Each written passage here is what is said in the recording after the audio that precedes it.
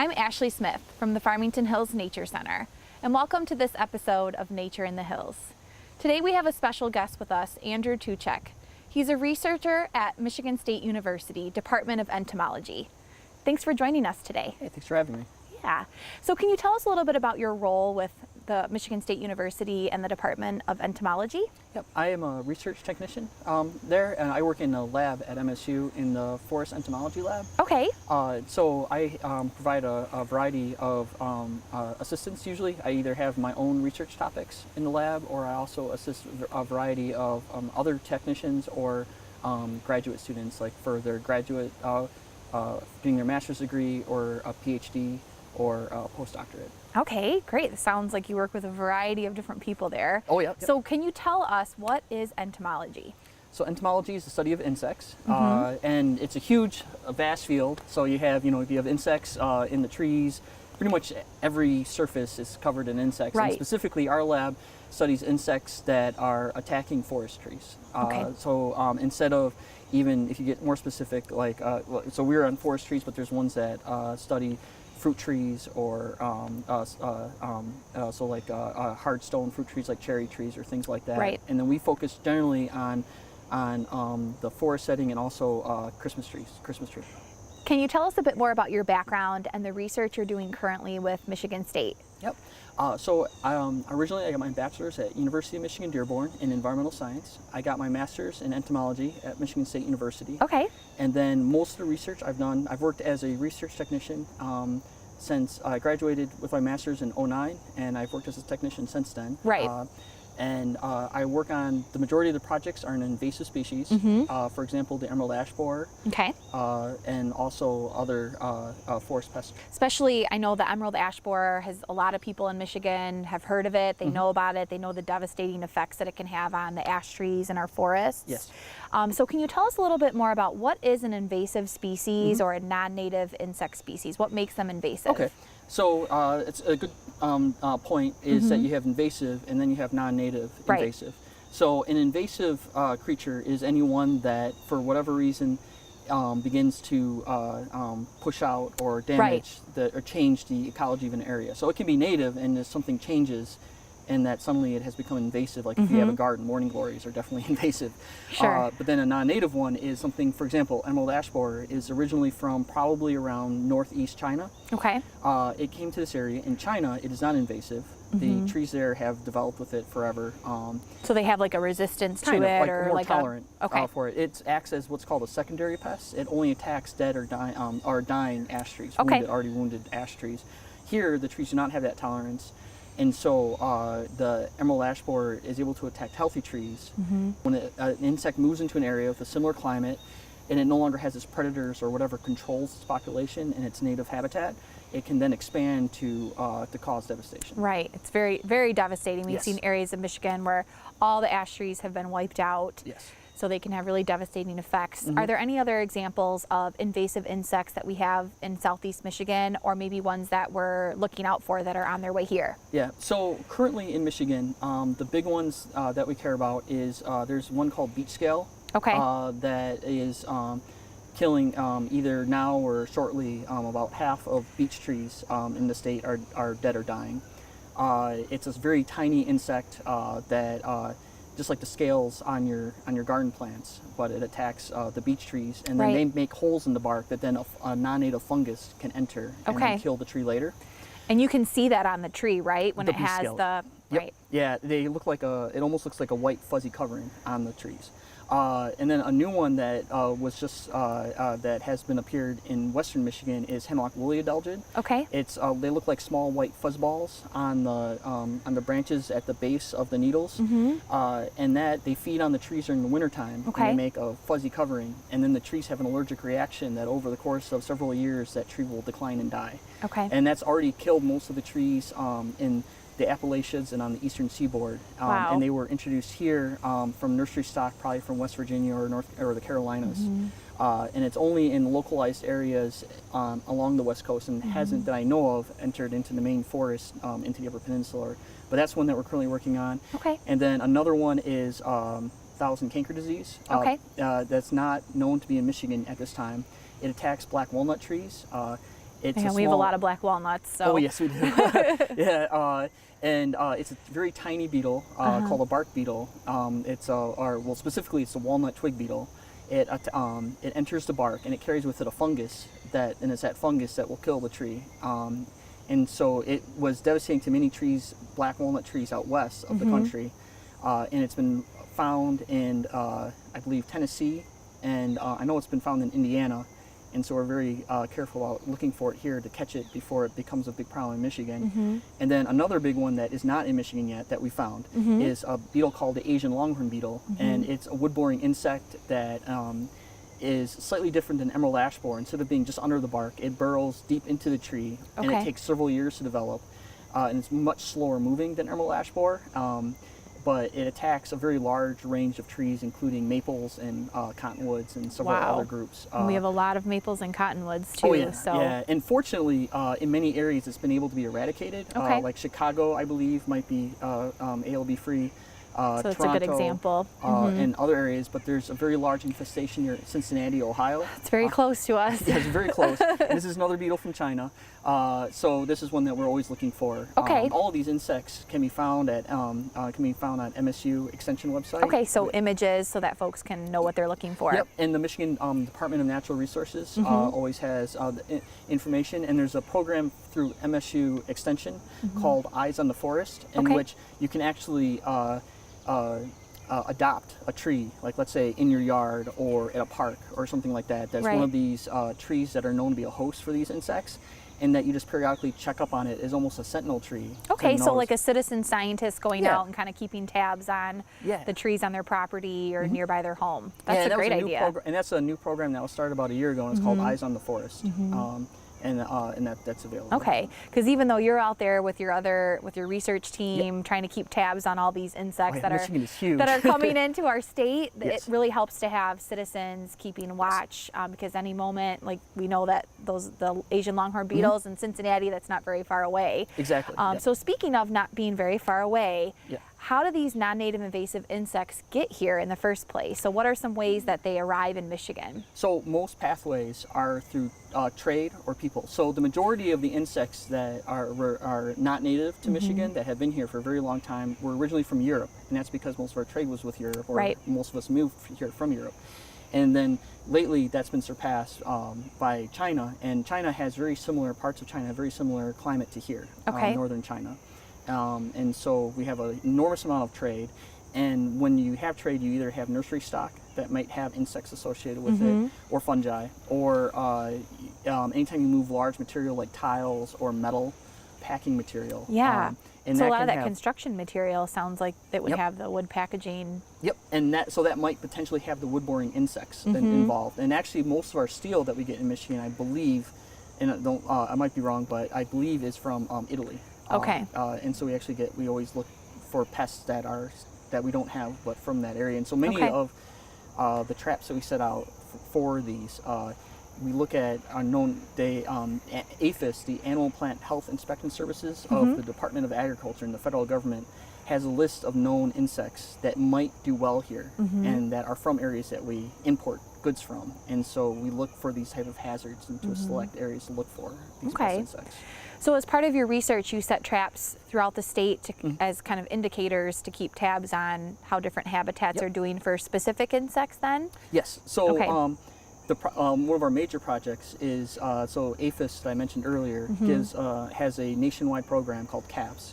And they provide a lot of money, and the MDARD, the Michigan Department of Ag and Rural Development, receives that money, and they have funded us to do that program. Okay. And so we have 60 sites scattered throughout the state at known hazard locations. So either near areas of import that might have that, or wonderful recreation areas, because people, if you have a dead tree in your yard, and it's like you cut it down and then you take that wood up north to burn it, that firewood would have those pest insects in it, not just emerald ash borer, but any other pest insect. Traveling throughout the state.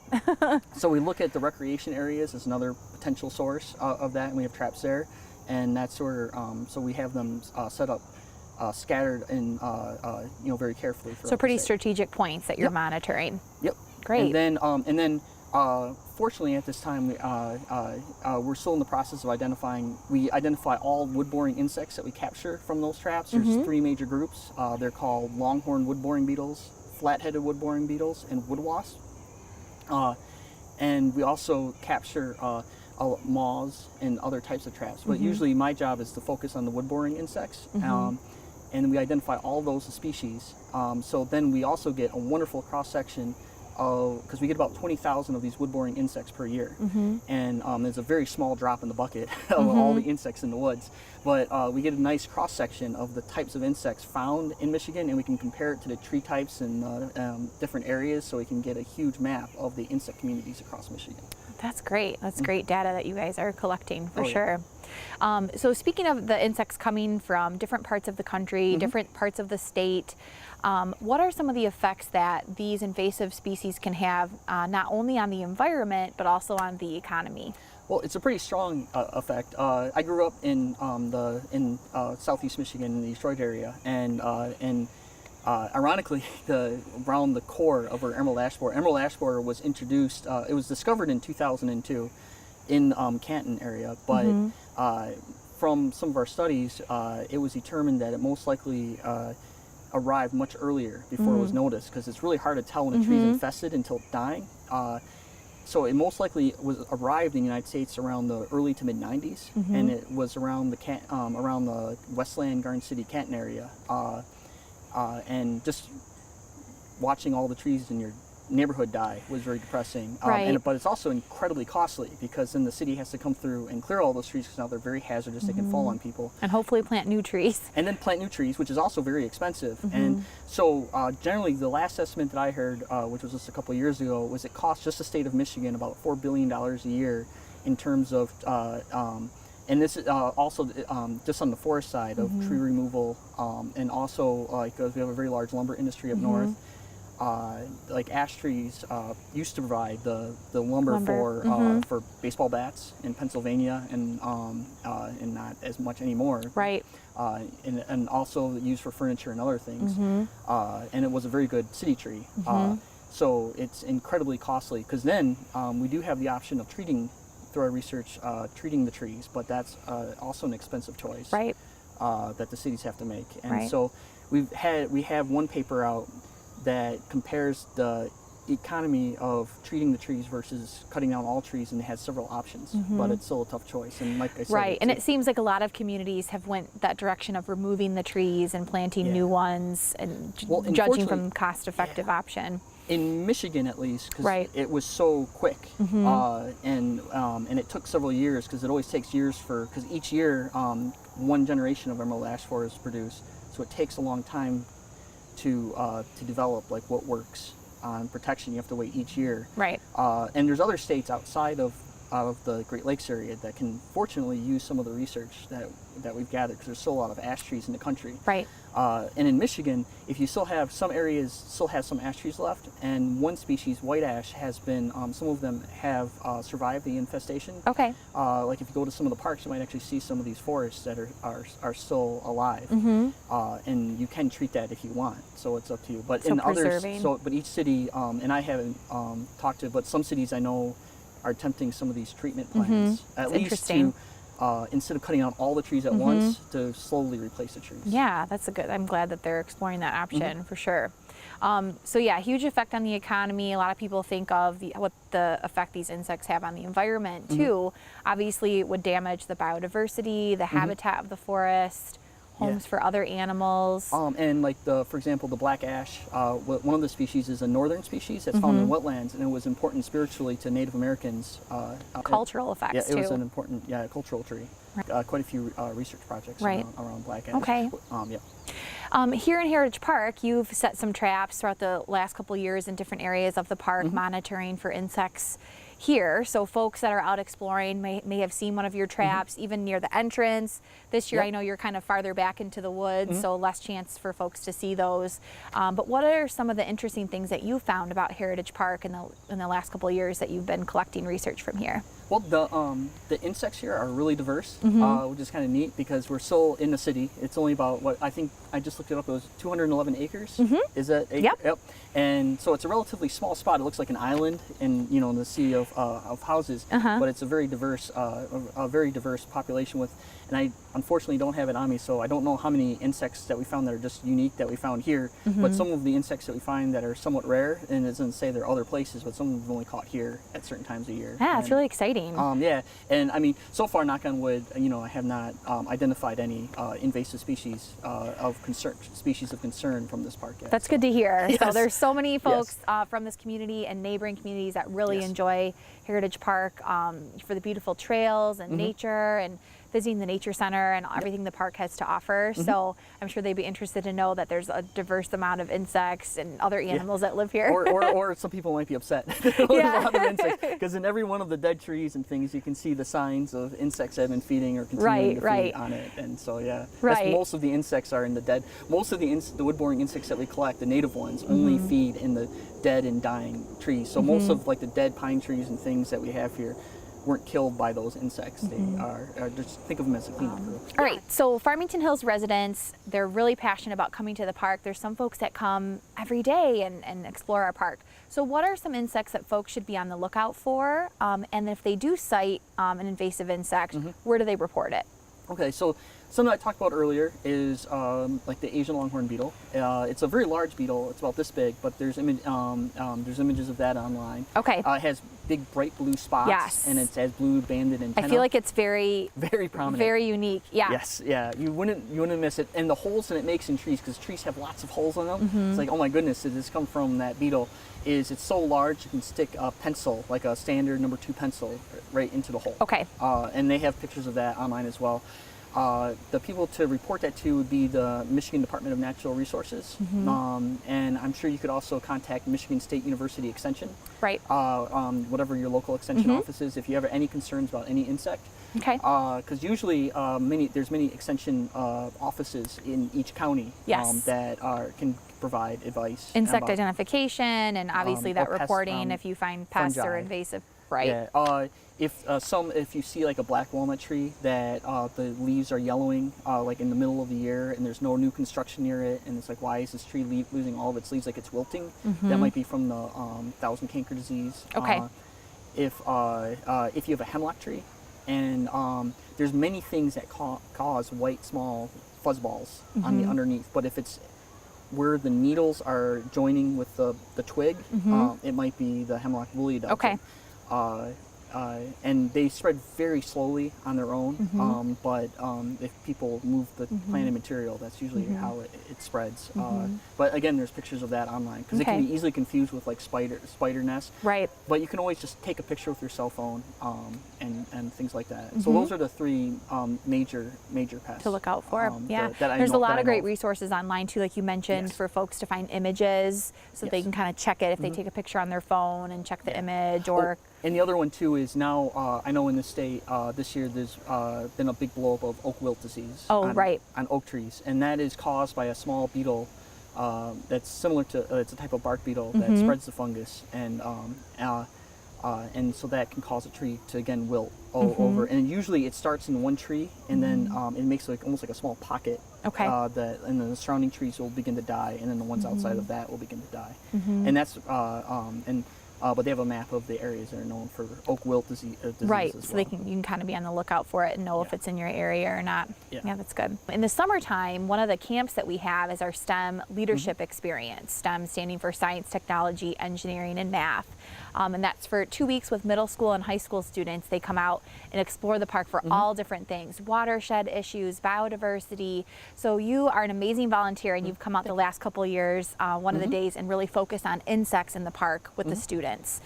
Can you explain a little bit about your experience working with them? Well, it's always great. I enjoy working with students. It always, because a lot of times they're excited because you're seeing new things for the first time, and I've seen these insects over and over and over and over again for a very long time, so it's always good to talk to people who've seen it for the first time and get really excited about it. And of course there's so much knowledge about insects that it took me a very number of years to learn about. It's endless. It is, yeah. No, I mean, mostly the best skill about entomology is being able to look up insects, because you're not going to, I mean, it's very difficult to remember all the thousands of insects there are, but it's always good that I think I hope that the best thing that they pick up is that there's an enormous variety of insects that live in areas that they might not have thought about before, like in a rotting log, like not only underneath the log but inside the log, or what's making those weird patterns on a dead tree, or things like that. And just to know, because I know when I was a young child I used to go to nature programs a lot, and it's what inspired me to become a scientist, is because it's not just now, instead of walking through the woods, which can sometimes be a curse, instead of just seeing, oh, wonderful trees, I say, oh, that's a maple and it has that living on it, and that's an oak and that has that living on it, and that has that. So it opens up like a lot more, everything is like defined instead of just green. Right. It's all like everything is different. And well, now you have that ability to look deep into nature and kind of use what it's trying to tell you. So that's what we want the students to figure out too, looking closely at things, looking deep into nature, using nature as a teacher and a problem to solve problems. Yeah, a lot of because each tree is always like a small puzzle on what's if there's any damage or health decline, what's causing it. Is it an insect? Is it a fungus? Or is it simply you planted it too deeply? Right. And you have to just clear the soil away. You're being a nature detective, trying to figure it out. Yeah, and usually after the fact, because usually the insects are long gone, and so, but you look at the signs and clues. What's left behind. Exactly, yeah. So what kinds of activities do they get to do when you come out? What do you do with the students that are part of the camp? Well, I show them some damaged specimens, and then we go out and look at the different types of feedings. Okay. Because there's very few of the insects that are still here. Yeah. Or sometimes you get really lucky and you find like a cool caterpillar or something like that. But you can tell because each type of caterpillar will feed on a leaf differently. Or they'll leave different etchings into the thing. Or then I also have either the back end of a rock hammer, or you can use a flat crowbar. Okay. And you can tear apart a rotting log. Yeah. And you can look at the probably find all kinds of things inside. Oh yes, yeah, lots of different things, and it's very serendipitous. You know, it's like I did a walk before, to make sure that there was something to see. But while we're going out there, you're never quite sure, and so you just kind of play it by ear. I mean, you have some goals on looking at bark beetles and some things to talk about. It's kind of like a treasure box inside. Exactly. You don't know what's going to be in there. Yeah, it could be, fortunately, knock on wood, torn into a hornet's nest. Yeah, that could happen. I usually kick it before I start digging into it. But it's good precaution. Yeah, it's a good precaution, and you're very mindful of poison ivy. Right.